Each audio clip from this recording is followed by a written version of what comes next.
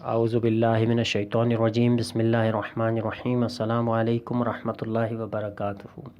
مومنین کرام، شب قدر ہیں اور انشاءاللہ میں امید کرتا ہوں کہ خداوند متعال کی توفیقات سے آپ ان راتوں سے بھرپور استفادہ فرمائیں گے اور فرما چکے بھی ہوں گے۔ ایک رات گزر چکی ہے، اس میں آپ کی خدمت میں سورہ قدر کے بارے میں چند نکات عرض کروں گا اور اس کے بعد جو ہے آپ کی خدمت میں علامہ کی ایک مثال اور اس کے بعد آپ سے رفع زحمت چاہوں گا۔ پہلی بات، علامہ طباطبائی کی یہ جو باتیں میں ساری عرض کر رہا ہوں، یہ ساری علامہ کی تفسیر میں موجود ہیں۔ علامہ طباطبائی رحمۃ اللہ علیہ کی تفسیر میں فرمایا کہ آپ غور کریں، یہ جب ہم بات کرتے ہیں، ابھی میں اپنی مثال دے رہا ہوں، ہم جناب علی جب بات کرتے ہیں زید کے بارے میں، کہتے ہیں کہ زید بہت ہوشیار لڑکا ہے اپنی کلاس میں، ٹھیک۔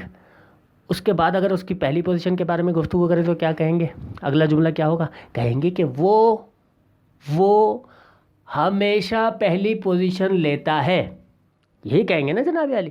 زید کلاس کے اندر سب سے ہوشیار لڑکا ہے، وہ ہمیشہ پہلی پوزیشن لیتا ہے، یہ وہ ضمیر استعمال کریں گے یہاں پر، پھر زید نہیں کہیں گے۔ یہ نہیں کہیں گے کہ زید کلاس کے اندر سب سے ہوشیار لڑکا ہے، زید ہمیشہ پہلی پوزیشن لیتا ہے۔ بھائی جب پہلے زید کہہ دیا تو اب زید ریپیٹ کرنے کی ضرورت نہیں ہے، یہاں پر ضمیر آنا چاہیے۔ یہ ہمارے گفتگو کا یہ ہمارے طور طریقے ہیں، ٹھیک، اور قابل قبول طور طریقے ہیں کہ ہم یہی کرتے ہیں۔ آپ بھی کہیں گے کہ جناب بالکل ایسا ہی ہونا چاہیے۔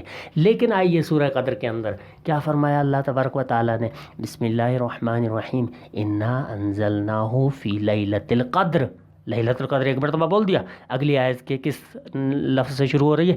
لیلۃ القدر خیر من الف شہر۔ ارے بھائی یہ لیلۃ القدر کہہ دیا، اس کے بعد ریپیٹ کرنے کی کیا ضرورت تھی؟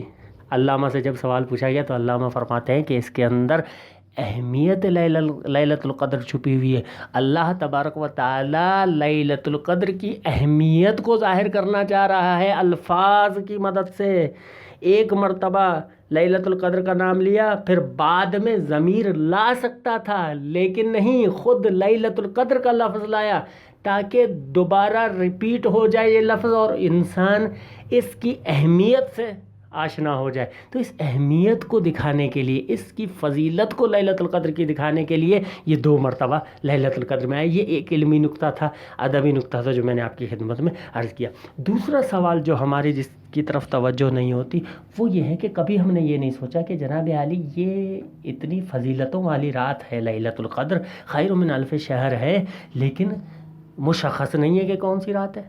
سنی اپنی طرف سے کہتے ہیں 27ویں ہے، ان کے اندر بھی اختلاف ہے، ہمارے کچھ کہتے ہیں 19 ہے، 23 ہے، اس طرح سے اختلاف۔ یہ کیوں ہے بھائی؟ اتنی فضیلتوں والی رات تھی، اس کو تو مشخص ہونا چاہیے تھا نا کہ اس رات کے اندر یہ لیلۃ القدر ہے۔ ایک ہی تو رات ہے، اس کو بھی نامشخص قرار دیتی ہے، کیوں؟ اس کا فلسفہ کیا ہے؟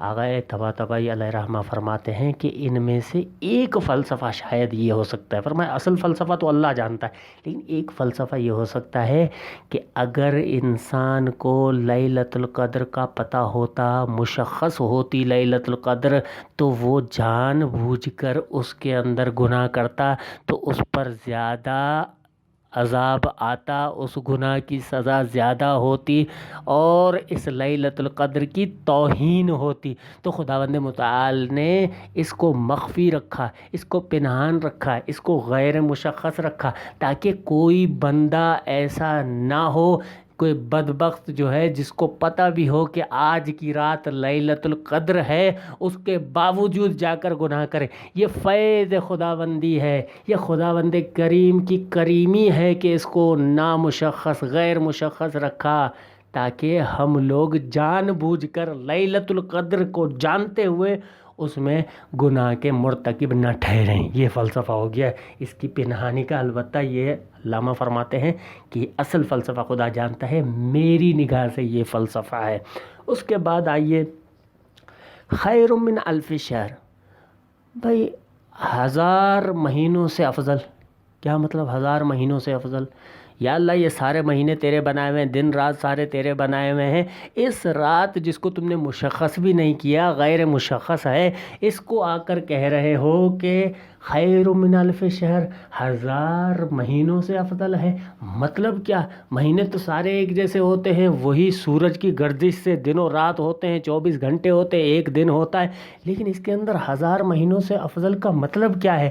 امام جعفر صادق علیہ السلام یہاں فرماتے ہیں کہ اس سے مراد مہینہ افضل نہیں ہے، بلکہ اس کے اندر جو عابد اس رات کے اندر عبادت کرتا ہے وہ عبادت 1000 مہینوں سے افضل ہے۔ دیکھیے یہ 3 کمال کے نقطے مرحوم علامہ طباطبائی سے کی تفسیر سے لے کر میں نے آپ کی خدمت میں پیش کی ہے۔ صرف ایک ریکویسٹ کروں گا، یہ شہید مطہری سے پوچھا گیا، ایک آخری نقطہ، شہید مطہری سے پوچھا گیا کہ آپ اپنے استاد گرامی کی اتنی عزت کیوں کرتے ہیں؟ بھائی استادوں کی تو عزت ہوتی ہے، لیکن ان کی کچھ زیادہ عزت کیا کرتے تھے۔ آیت اللہ مطہری، شہید مطہری نے بڑا ہی عجیب جواب دیا، کہنے لگے میں نے بہت سارے فلسفی دیکھے، میں نے بہت سارے فقیہ دیکھے، میں نے بہت سارے عالم دیکھے ہیں، لیکن ان جیسا کوئی نہیں دیکھا، اور میں بتاتا چلوں کہ مجھے ان سے، ان کے علم سے زیادہ ان کی محبت اہل بیت کی وجہ سے محبت ہے ان سے۔ میں جو ان کا احترام کرتا ہوں اس کی سب سے بڑی وجہ یہ ہے کہ ان کے اندر محبت اہل بیت کوٹ کوٹ کر بھری ہوئی ہے۔ کیوں؟ اس کی مثال بھی دی، کہا کہ میں نے کوئی ایسا عالم دین نہیں دیکھا جو کم میں ہو اور جس کا افطار بی بی معصومہ سلام اللہ علیہا کی زری کو بوسہ دے کر ہوتا ہو۔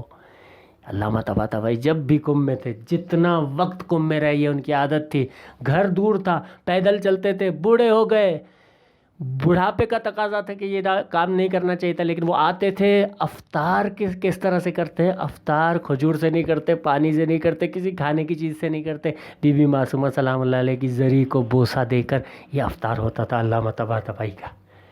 اس طرح سے علامہ طباطبائی نہیں بنتے۔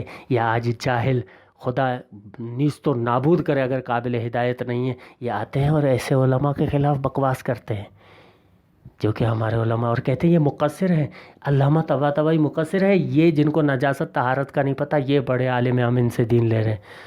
تو خداوند متعال سے دعا ہے کہ خدا ہمیں یہ توفیق دے کہ اس ماہ مبارک رمضان اور بالخصوص شب-ے قدر میں ہم اپنے ائمہ علیہم السلام، اہل بیت علیہم السلام اور ان کے ورثاء جو علماء ہیں ان کی سیرت کو سمجھیں اور اس پر عمل کریں۔ وعلیکم السلام ورحمۃ اللہ وبرکاتہ۔